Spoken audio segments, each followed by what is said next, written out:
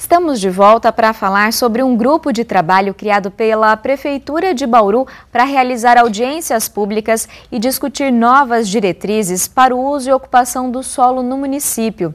Nós recebemos aqui no estúdio o João Carlos Benício, que é diretor do Departamento de Agricultura da Sagra e um dos responsáveis por conduzir esse grupo de trabalho. João, muito obrigada pela sua presença aqui. Boa noite. Por nada, boa noite. Pois não. João, desde 1988, a Constituição já diz que os municípios são responsáveis pelas áreas rurais, né? Por tudo o que ocorre na área rural. E por que ainda há tantas dúvidas em relação à administração? O que acontece nesse momento em Bauru é que o plano diretor, o plano diretor participativo, ele está sendo regulamentado. E parte dessa regulamentação é esse trabalho que a gente está fazendo de regulamentação do uso e ocupação do solo nas áreas rurais de Bauru. A gente pode dizer que existe um conflito entre as legislações atuais? É assim, Bauru já fez um ensaio de regulamentação em 2015 com a Lei 6656, né? No entanto, essa lei, ela ficou um pouco... ela acabou não cumprindo a sua finalidade. Por quê? Porque ela não detalhou os usos que seriam permitidos.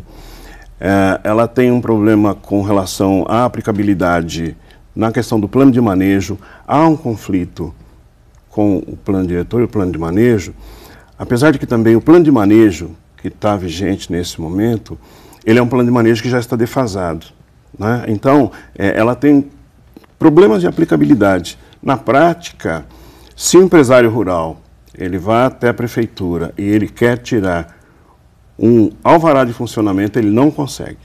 E é essa lei que deveria permitir isso.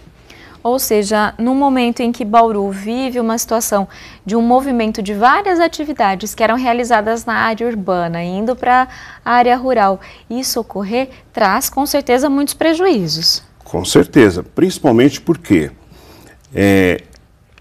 há um acúmulo de serviço por conta de que o fluxo para a área rural ele decorre de diversas questões. Primeiro é uma ausência de regulamentação. Obviamente o empresário vai procurar um espaço, um lugar mais confortável para trabalhar. Não há ainda definição de formas de tributação. Há ausência de fiscalização. Não existe fiscalização. O município não tem fiscalização para a área rural. Ou seja, é um lugar em que ele é menos cobrado. Concretamente, né? Na área urbana, hoje já existe o WAVE, existe uma série de questões que ele tem que cumprir imediatamente. Na área rural, não. Ele pode iniciar a sua atividade e depois ele vai se adequando. Então, o que nós estamos também, a partir desse movimento, é buscando estabelecer uma regulamentação aplicável a todas as iniciativas.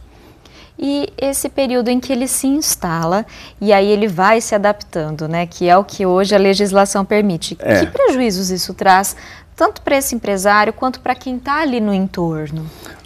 Além do prejuízo para o empresário, para os proprietários rurais de um modo geral e para a população, tem um prejuízo sério para a prefeitura, porque assim, a prefeitura é cobrada, por exemplo, por não ter gestão do lixo na área rural.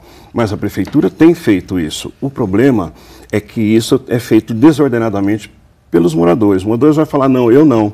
Mas existem, por exemplo, chácaras de lazer.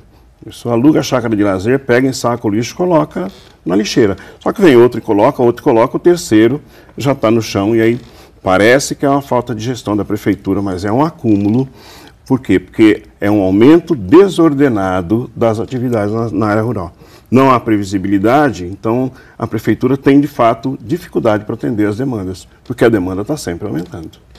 E essa demanda sempre aumentando também gera questões de circulação nas estradas, principalmente dessas áreas rurais, Como que fica essa questão? Ela também passaria a ser regulamentada a partir de agora? Também as estradas rurais, quer dizer, são dois grupos, na verdade, que nós constituímos.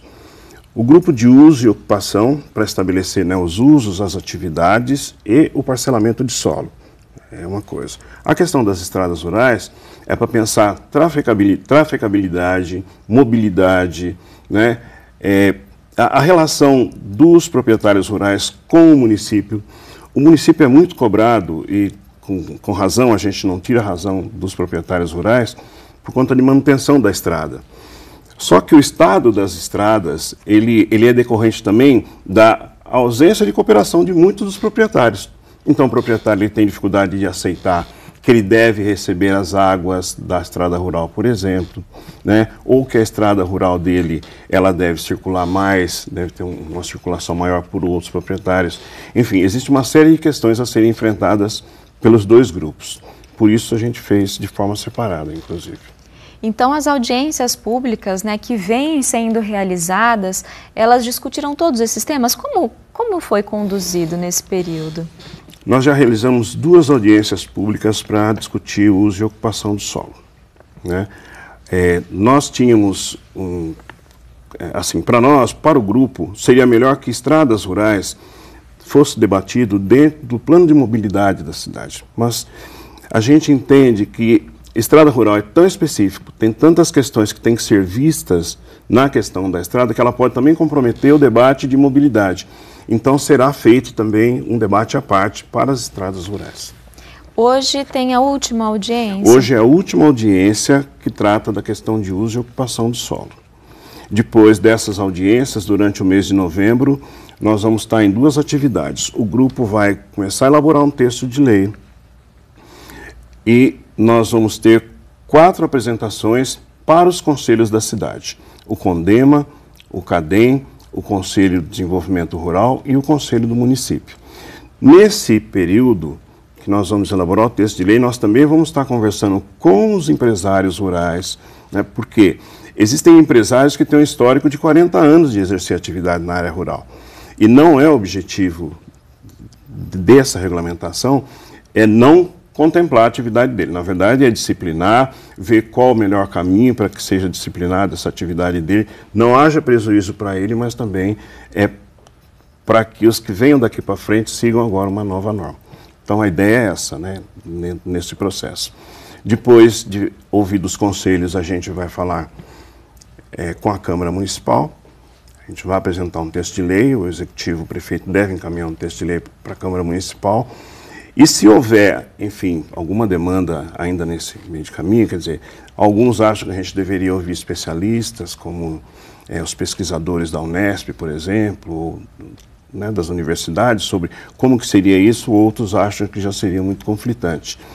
O grupo tem, assim, claro que precisa regulamentar, né? Os debates sobre a área rural, eles podem ser feitos no momento oportuno.